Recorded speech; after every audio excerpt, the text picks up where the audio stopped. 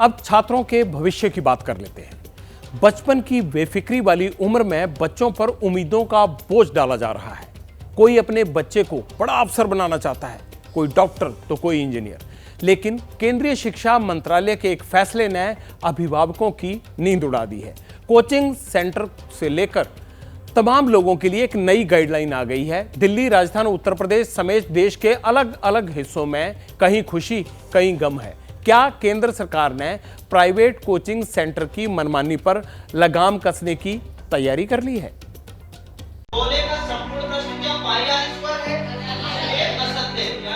तो इसमें क्या क्या चीज बनती है? गांधी है, बहुत बड़े क्या तो यहाँ पर बनेगी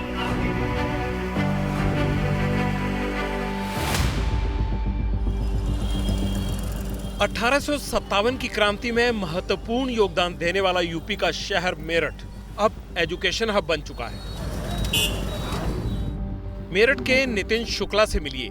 नितिन पब्लिकेशन कंपनी में काम करते हैं। 2 बेटे हैं। वेदांत 10वीं क्लास में पढ़ता है और दूसरा अथर्व अभी 6ठी क्लास में है। काम के सिलसिले में नितिन अक्सर घर से बाहर रहते हैं। बच्चों की पढ़ाई लिखाई की पूरी जिम्मेदारी पत्नी पूजा शुक्ला पर है। लेकिन आज दोनों टेंशन में हैं, क्योंकि सरकार ने 16 साल से कम उम्र के बच्चों को कोचिंग पर जाने के लिए बैन लगा दिया है। मुझे ठीक नहीं लगता है, क्योंकि बच्चों को कोचिंग में काफी डाउट क्लियर करते हैं। मैं तो इस सरकार के फैसले को सही नहीं मानता, क्योंकि देखो जो चीजें स्कूल में जो है पढ़ाई उस लेवल की नहीं होती है। नई गाइडलाइंस के मुताबिक कोचिंग सेंटर में 5 दिन और 5 घंटे से ज्यादा क्लास नहीं होगी। कोचिंग सेंटर में एक स्टूडेंट को बैठने के लिए कम से कम 1 स्क्वायर मीटर जगह जरूर देनी होगी। ट्यूटर्स की शैक्षणिक योग्यता को भी ध्यान में रखना होगा। नियम का उल्लंघन करने पर पहली बार में 25,000, दूसरी बार में 1 लाख रुपए फाइन लगेगा। हर कोचिंग सेंटर को अपना रजिस्ट्रेशन करवाना होगा। नए नियम की बड़ी बात यह है कि अगर छात्र पूरी फीस भरने के बाद कोचिंग बीच में छोड़ देता है तो सेंटर को कोचिंग, हॉस्टल और मेस की फीस वापस करनी होगी। रश्मि मेरठ के सत्याकॉम इंटरनेशनल स्कूल की प्रिंसिपल है। हजारों बच्चों को पढ़ाने और आगे बढ़ाने की जिम्मेदारी है उन पर।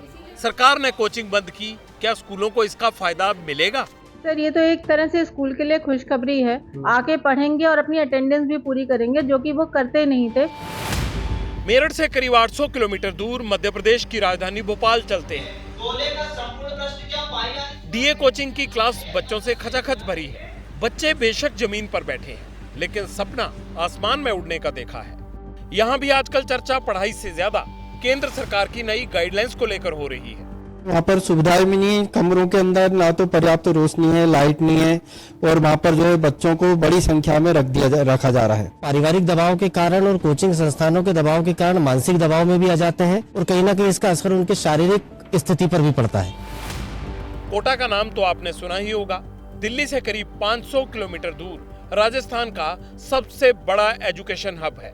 10वीं के बाद और 12वीं से पहले लाखों बच्चे डॉक्टर, इंजीनियर बनने का सपना लेकर यहाँ आते हैं। केंद्रीय शिक्षा मंत्रालय की नई गाइडलाइन से सबसे ज्यादा हड़कंप कोटा फैक्ट्री में ही मचा हुआ है।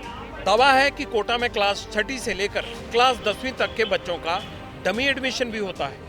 बच्चे के अंदर खुद पॉजिटिविटी है तो वो उसे अच्छे तरीके से लेगा, पर वो बच्चा खुद ही नेगेटिव है तो फिर पॉलिसी तो कुछ भी कर लो, उससे कोई फर्क नहीं पड़ेगा। कोटा में 150 से ज्यादा कोचिंग सेंटर है। हर साल 2 लाख से ज्यादा छात्र नीट और ज्वाइंट एंट्रेंस टेस्ट की तैयारी करने के लिए यहाँ आते हैं। कोचिंग सेंटर्स का सालाना रेवेन्यू 5,000 करोड़ रुपए का है। 3,500 से ज्यादा हॉस्टल और लाखों कमरे हैं, जिन्हें किराए पर लेकर ये बच्चे यहाँ कोचिंग लेते हैं। कोटा में टीचर्स को 50 लाख से 2 करोड़ तक का पैकेज दिया जाता है। साल 2023 में कोटा में 26 छात्रों ने आत्महत्या की। आपको आने वाले टाइम के अकॉर्डिंग स्किल्स चाहिए, तो बच्चा में भी हो सकता है जिस टाइम में वो कोचिंग ना जा रहा हो उसमें खुद अपने आप को इम्प्रूव कर रहा हो। कोटा में सुसाइड केस बढ़ रहे हैं। बच्चे तनाव में हैं।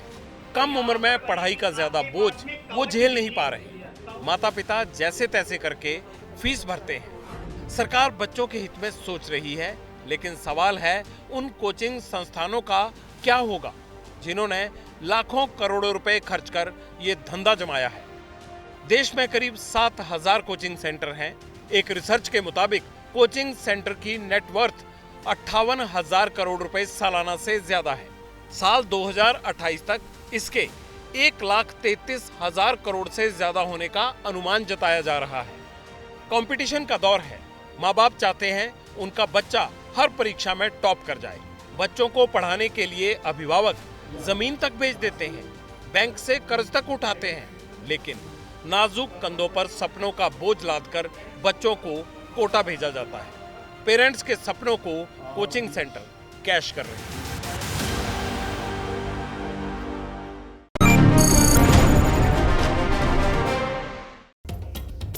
मैं खुद कई ऐसे लोगों को जानता हूं जो बच्चों को छोटी उम्र में ही 2-2, 3-3 ट्यूशन लगवा देते हैं, फिर कोचिंग का बोझ डाल देते हैं और फिर एंट्रेंस की तैयारी का प्रेशर।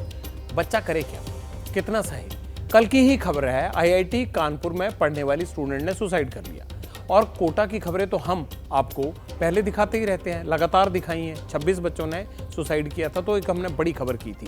केंद्र सरकार ने राज्यों और केंद्र शासित प्रदेशों को गाइडलाइंस का लेखा जोखा भेज दिया है। कोचिंग सेंटर से साफ साफ कहा गया है, टीचर्स के साथ साथ साइकोलॉजिस्ट और साइकोथेरेपिस्ट और काउंसलर भी आपको हायर करने होंगे, ताकि पढ़ाई के चलते बच्चों के स्वास्थ्य पर कोई बुरा प्रभाव ना पड़े। जैसे ही घड़ी का काटा दोपहर 2:30 पे आए, बबीता जी का दिल सास बहू साजिश के लिए मचल जाए। और ये है इनकी बहू, पूरे दिन ऑफिस की टेंशन हो जाए गॉन जब ये करें अपना फेवरेट शो फ्री टाइम पे ऑन। इनकी तरह आप भी देखें अपना फेवरेट शो अपने टाइम पर और डाउनलोड कीजिए ABP लाइव ऐप अपने स्मार्ट टीवी पर।